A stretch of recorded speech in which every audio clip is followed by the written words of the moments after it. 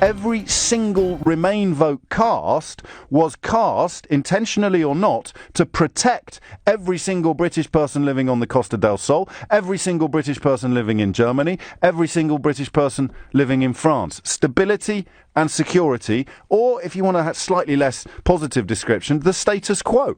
The status quo left them safe and secure. Every single Remain vote spoke to that safety and security, spoke to that status quo. So even by the standards of dishonesty, deception and disgusting tactics now employed by people beginning to realise that they've possibly bitten off more than they can chew, or probably made a terrible mistake, the acrobatics they undergo to justify their decision and silent dissent have now created a scenario in which people who voted to throw expats' lives into turmoil, people who deliberately and consciously cast a vote that they knew, because they were told often enough, would leave British people on the Costa del Sol, would leave British people in Germany, and would leave British people everywhere else in the European Union facing confusion, definitely, turmoil, probably, and expulsion, possibly, but I still don't think so.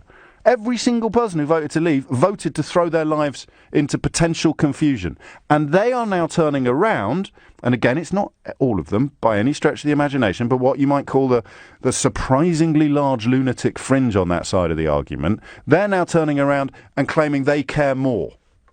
Remoaners don't care about Brits abroad. Remoaners voted to look after them. You irredeemable prunes. Remoaners voted to look after them. You voted to throw them under a bus with 350 million quid written on the side in lies as big as they come. That's a description of fact, circumstance, evidence. Everybody who voted to leave voted to create a scenario in which British expats working abroad would at best be confused and at worst be deported.